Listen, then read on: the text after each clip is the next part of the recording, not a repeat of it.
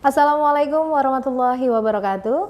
Halo pemirsa, apa kabar Anda hari ini? Senang sekali rasanya saya Elvina hadir kembali di hadapan Anda. Kali ini saya kedatangan tamu spesial yang datang jauh dari Bandar Lampung, dari Balai Besar Pengawas Obat dan Makanan, yaitu ada Ibu Ambar. Halo Ibu, selamat datang. Iya, Ibu Ambar ini dari Infokom, Balai Besar Pengawas Obat dan Makanan. Nah, hari ini beliau akan memberikan kita informasi tentang keamanan pangan. Ternyata makanan kita juga itu ada keamanannya loh. Begitu ya Ibu ya? Iya. Silakan, mari kita dengarkan langsung informasi dari Ibu Ambar. Silakan Ibu. Terima kasih. Assalamualaikum warahmatullahi wabarakatuh. Senang sekali bisa bergabung di apa ini ya, Muat TV, iya, ya, di Muat TV, Muat TV, di Metro ini ya Bu ya. Iya betul. Dengan senang hati kami akan berbagi informasi. Betul sekali. Kita sekalian mengedukasi, betul, terutama untuk siswa dan komunitas sekolah. Di Muat TV ya. Lalu terkait keamanan pangan seperti yang tadi disampaikan, itu memang menjadi pedoman atau pokok yang perlu kita cermati ya. Betul sekali. Agar kita mengkonsumsi pangan dengan aman. Jadi pada dasarnya keamanan pangan itu ada 3 hal pokok yang harus diperhatikan, bahwa pangan yang aman adalah pangan yang bebas dari cemaran. Cemaran apa saja yang harus kita bebaskan dari pangan kita agar aman?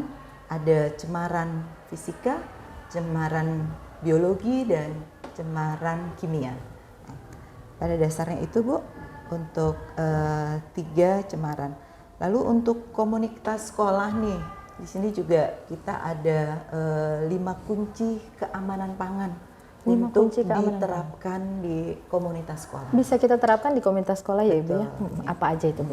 Kalau untuk 5 kunci keamanan pangan di lingkungan sekolah, yang pertama adalah kenali pangan dengan aman.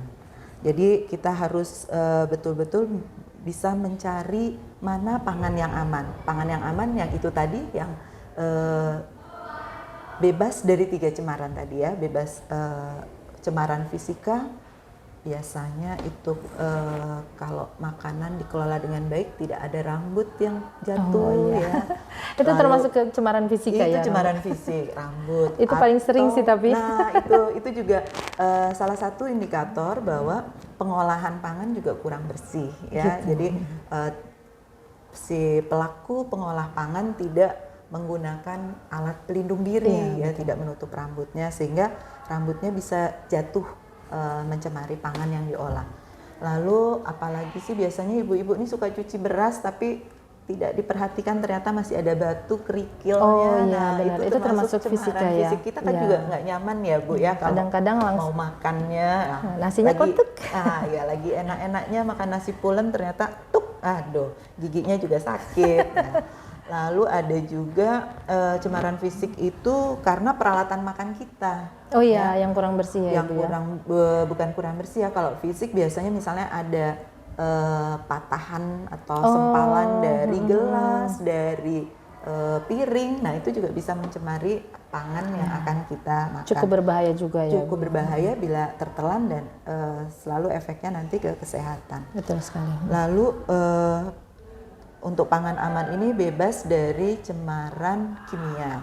Cemaran kimia kami berfokus pada 4 bahan berbahaya yang tidak boleh ada pada pangan. Iya, yaitu boraks yang sering disalahgunakan untuk pengenyal ya. Pengenyal. Padahal boraks itu sungguhnya fungsinya untuk pengawet kayu dan membantu pembuatan las ya, proses pengerjaan las.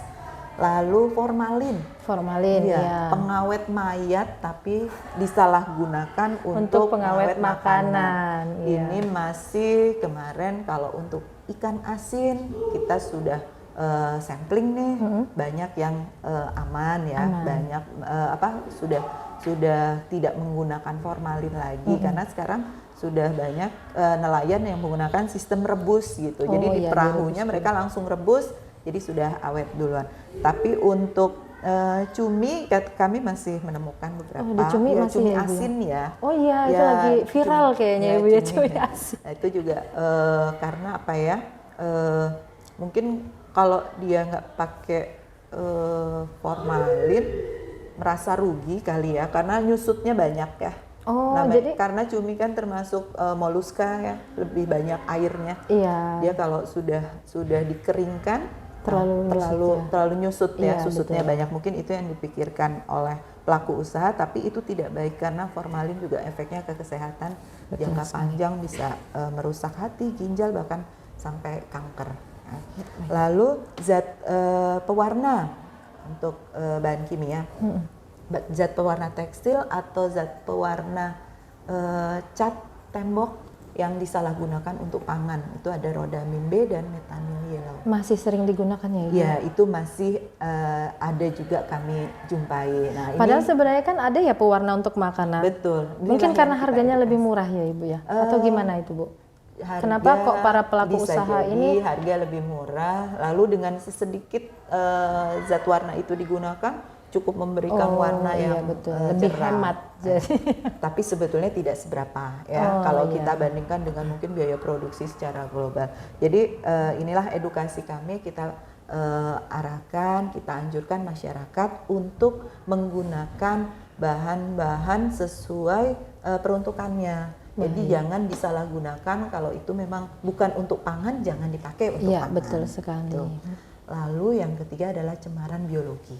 Iya. Nah, cemaran biologi ini tergantung dari perilaku hidup bersih dan sehat ya. Betul Kebiasaan kita untuk mencuci tangan sebelum dan sesudah mengolah makanan, sesudah dari toilet. Nah, itu pembiasaan. Mungkin di sini sudah diterapkan CTPS iya, ya. betul. Di SMP Ahmad Dahlan ini cuci tangan menggunakan sabun dan air mengalir, karena betul. fasilitasnya juga sudah ada di sini ya. Mungkin dengan menggunakan sarung tangan juga saat pengolahan makanan saat ya Ibu pengolahan ya. makanan, terus saat menyiapkan makanan juga di tempat tertutup, saat mengambil makanan juga menggunakan sarung tangan plastik atau pakai penjepit makanan. Betul sekali. Jadi intinya untuk cemaran biologi, dengan kita menjaga kebersihan, bebas dari bakteri, virus dan kuman yang bisa mencemari pangan. Betul sekali. Ya. Baik, itu tadi. Ada lagi Ibu? Tadi memang untuk untuk keamanan pangan ya. Untuk 5 kunci keamanan pangan di sekolah mungkin saya bacakan saja ya. Boleh. Tadi yang pertama, kenali pangan aman. Kenali pangan. Bahwa pangan itu bebas Bebas dari 3 dari cemaran. Lalu beli pangan yang aman ya. Beli pangan yang aman itu kita lihat tempatnya. Di tempat yang bersih, di tempat yang pedagangnya juga tidak sakit, tidak merokok, karena rokok ya itu juga bisa mencemari pangan. Betul. Lalu baca label dengan seksama untuk pangan Kemasan. Iya. Betul. Kemarin sudah ini ya, kesempatan yang pertama sudah disampaikan oleh Bu Flori, ada slogan kami adalah cek klik ya. Cek kemasan, label, izin edar dan kedaluarsa. Nah, itu yang perlu diperhatikan untuk baca label dengan seksama. Lalu yang keempat, jaga kebersihan dengan membiasakan cuci tangan pakai sabun dan air mengalir. Dan yang kelima, ini yang kami mohon kerjasamanya dengan pihak sekolah, dengan siswa, agar mencatat atau melaporkan apa yang ditemui. Nah, jadi untuk kalau ada kasus keracunan, kita mudah telusur, atau dijumpai pangan yang tidak mempunyai izin edar. Nah, itu pangan ilegal seperti itu. Jadi untuk hal-hal yang tidak sesuai dengan ketentuan yang ada di pangan, kita mohon kerjasamanya untuk mencatat dan melaporkannya. Baik. Iya, baik.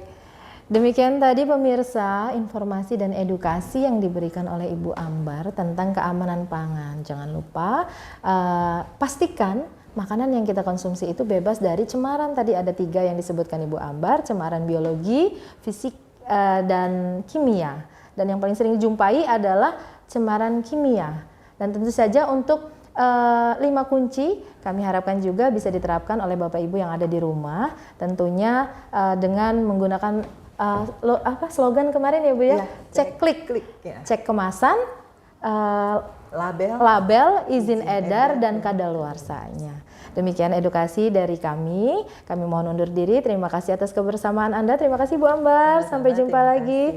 Terima kasih pemirsa. Sampai jumpa di lain kesempatan. Wassalamualaikum warahmatullahi wabarakatuh.